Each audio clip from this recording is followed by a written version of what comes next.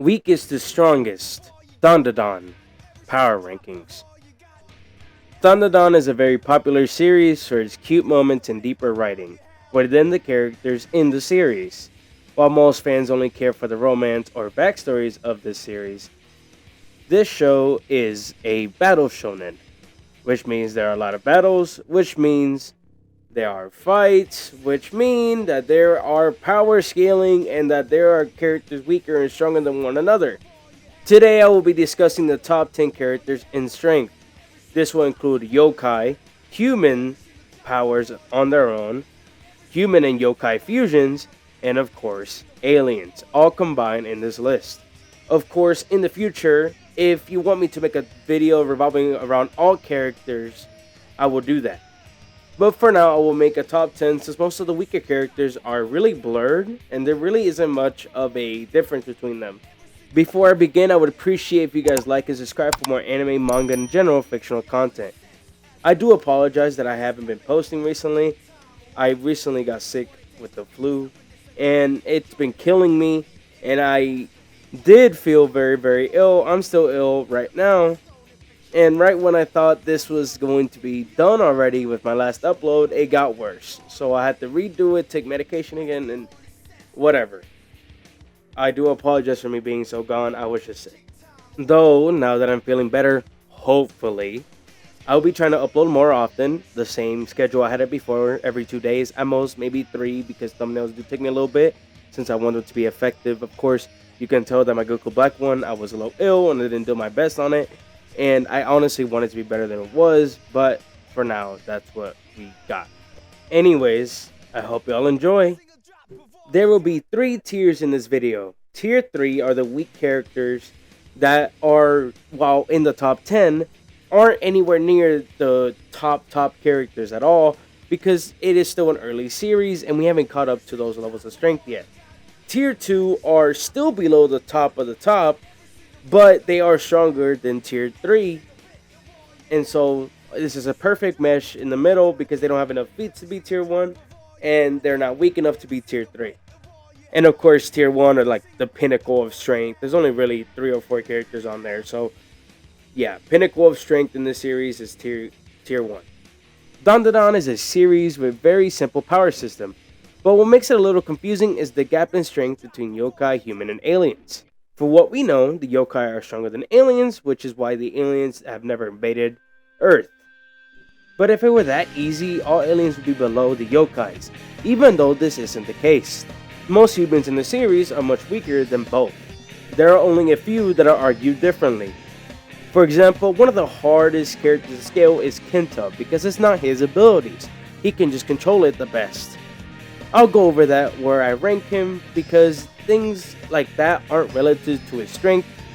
He is just very smart and can use it. While we don't know every character and how strong they are, this character revolves around those that we've seen and have at least have statements or feats or maybe some imagery. Of course, imagery scaling isn't real, but you'll see what I mean by that. And this list goes over the characters that we have only seen up to chapter 177, since this is when the video will be uploaded. So in the future, if there's this all-powerful character that I don't say on here, do not be mad. I'm only human and I want to upload this at this time. At the end of the series, I will be making a new one of these, but for now, I'm going to make just this one.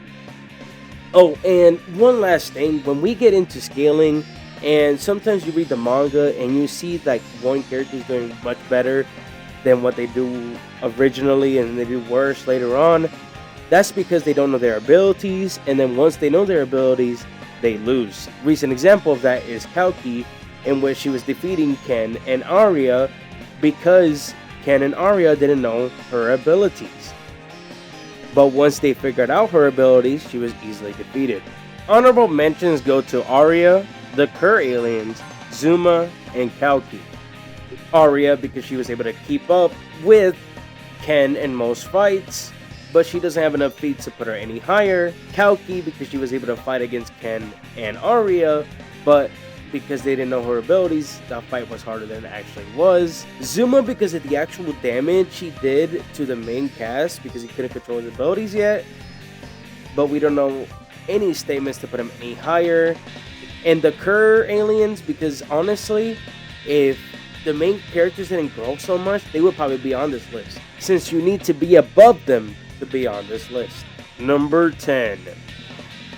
Ghosted Gigi, a very powerful character, but not only does he have a fusion, he has incredible potential. And because of this potential, I can see him ending up as a top 5 character at the end of the series. He has the most potential out of anyone in the whole series. He has absolute talents for everything and is an absolute unit of an individual. If anyone in this series is a D1 athlete, it will be Gigi. Everything about him makes him special, and there will be things that will continue to add to him. The main thing that put him here is what he did in the Kerr arc. He was one of the top 4 characters in this arc for the main crew because of what he was able to do. He was not only able to fight against the Kerr with Evil Eye and absolutely destroy them, but even when his transformation was over, he has something else that makes him special. And that's the Ha Wave, a special attack made by Ki. He is the only character that has a fusion and that has Ki control in this series, which is why he has a lot of potential, more potential than the others. I'd also like to set a reminder that he learned Ki faster than Momo, and he will be a future force to be reckoned with. But with how much stronger everyone else is on top of him, I will have to keep him here. Of course, this makes Gigi a tier 3 character. Number 9. Momo Ayase.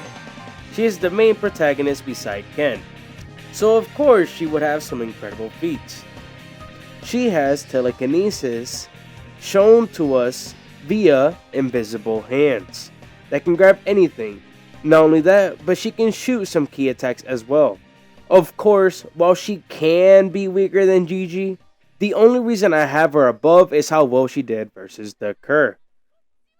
While Gigi destroyed bigger machines than Momo, they were weaker than Momo's opponents.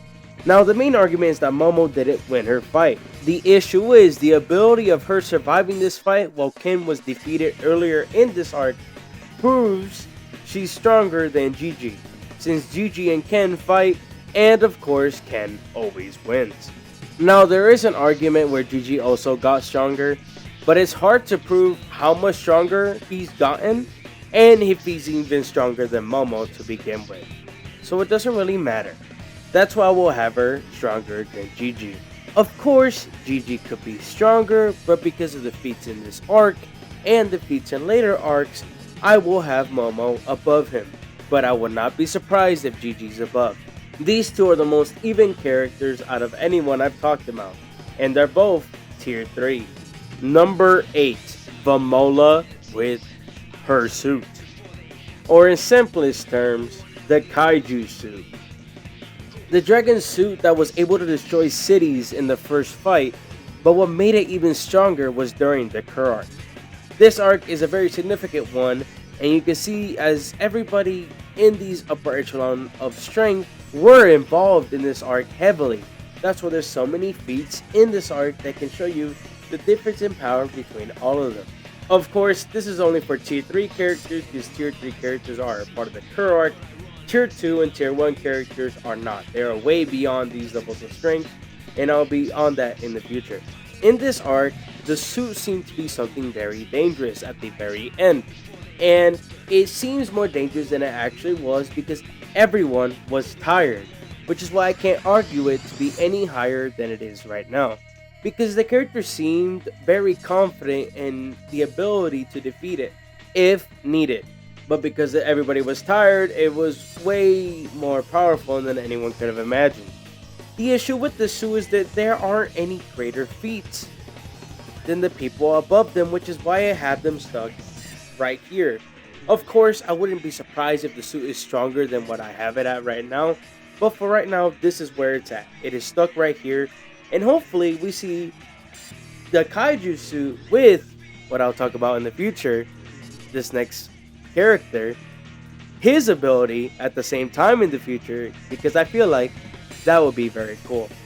But Vamola is also a tier 3 character, slightly above the other two. If you want to argue that there's a tier between tier 3 and tier 2, like a tier 2.5, she would fit right in here. But she's not anywhere near tier 2 characters, which is why she fits in tier 3. Number 7, Kinta. Specifically with his suit, which is why I made those comments earlier. And while some fans might be a bit shocked because of what he was able to do, because of the size difference between everybody else and the other characters in this arc, they overrate Kinta's strength. The main problem is that his strongest feat is defeating Vamola's suit twice. Of course, I do see a stronger feat coming in the future that will make him stronger, but to argue he's higher than anyone else that is above him is a little wrong. The only one you can argue that's below him is the one that I have above him at this moment, but I do think this character has greater feats than Kinta, which is why I will keep Kinta at number 7. Some may argue that this is not his suit, which means this is not his power. I would argue that this suit is for him, and he's just like Iron Man, which is why the suit counts for his strength, because nobody else is able to use the suit the same way Kinta has. This is what makes him very impressive and has him at number 7. Of course, if you guys have a differing opinion than mine, please let me know in the comment section down below. If you honestly think he's stronger than the characters I have above him, but honestly, I don't see that at all. He needs more feats, he needs more statements, and then we can maybe argue that. Number 6. The main character of the series, alongside Momo, Ken Takakura. Now, some of you may be questioning, because the list is getting smaller and smaller, where the heck is Turbo Granny? I don't have a lot of feats for her, I don't have a lot of statements for her, so I left her out of this list. But I will say, I think she will be top 3, especially if she's fused with Ken.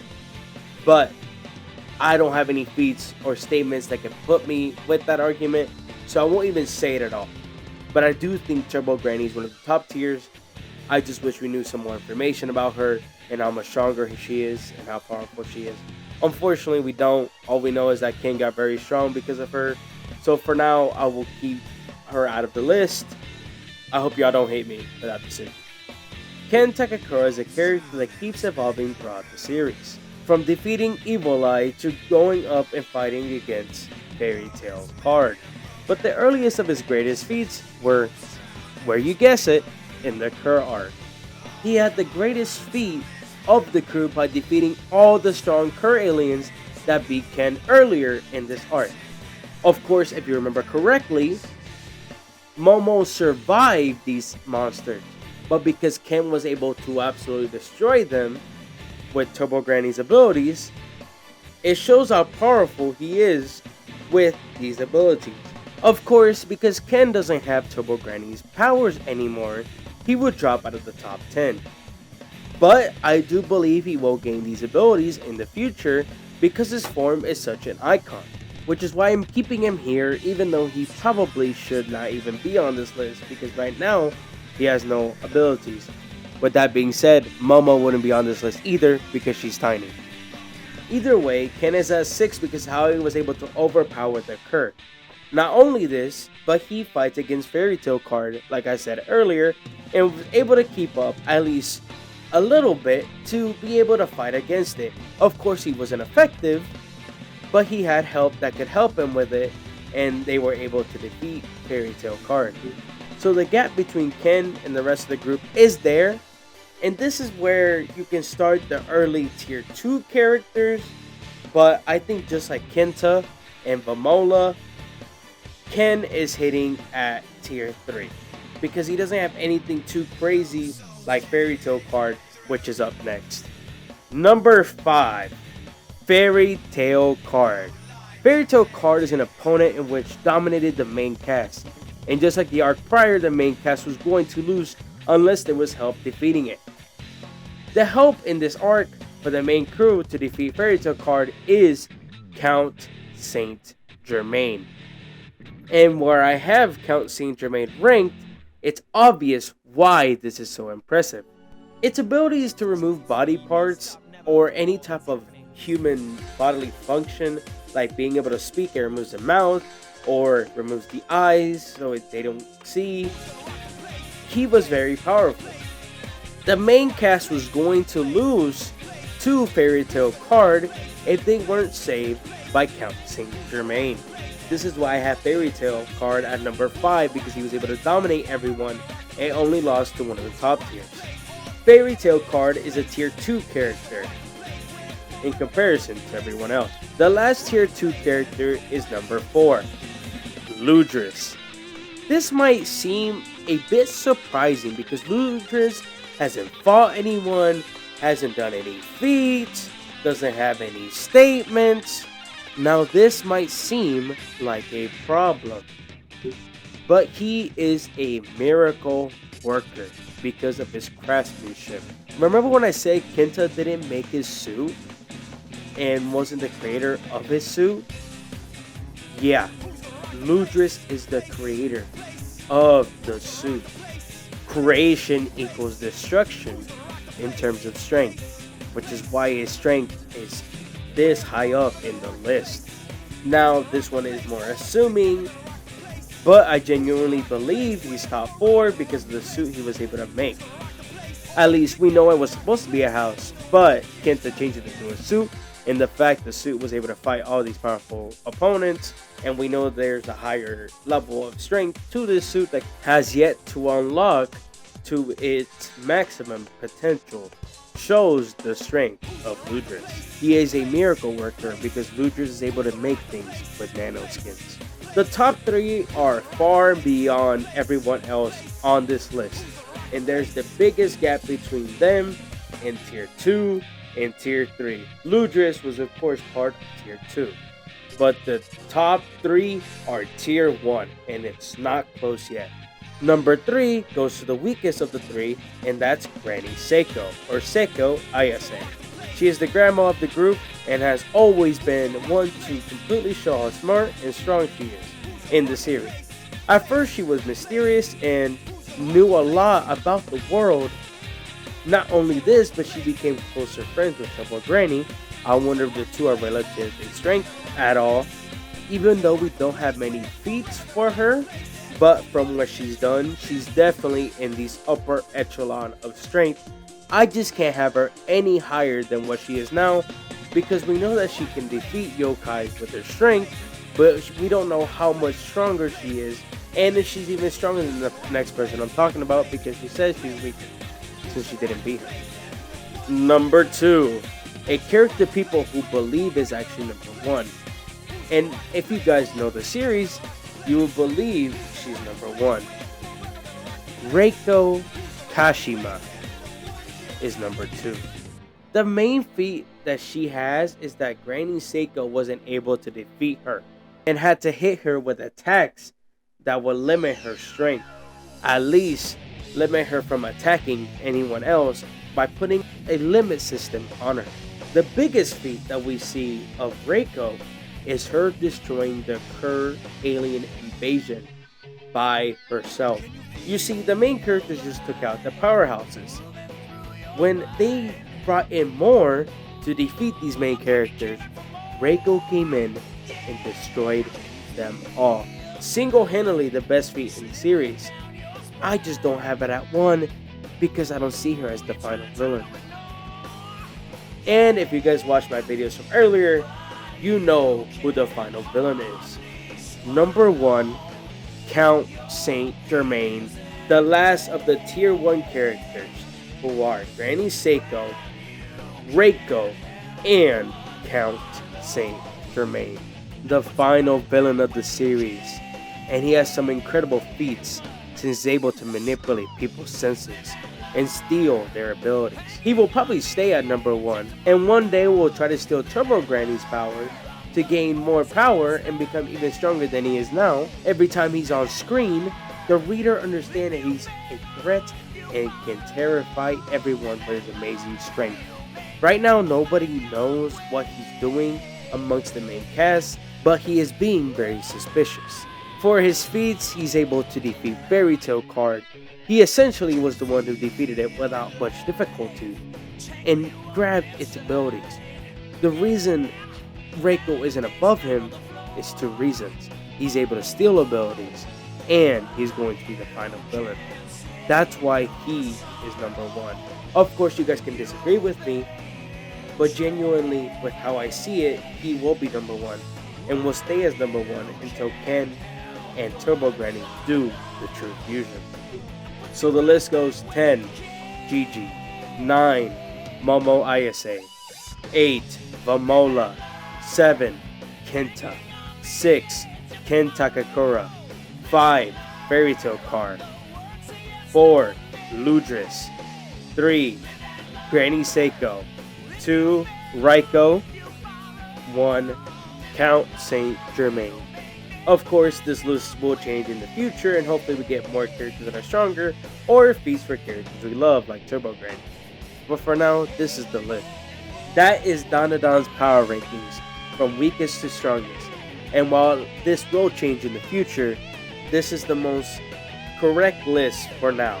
I can make a video again once the series ends, or I can just make videos every 100 chapters talking about a list again. It's up to you, just let me know in the comment section down below. If I forgot anyone, please let me know down in the comment section, but I doubt it. I know there's some new monsters that we just got introduced to. There's no feat yet, so I won't scale it. I won't even put it on the list. That's why I didn't put it on it. I know they were introduced on 76. Anyways, thanks for watching.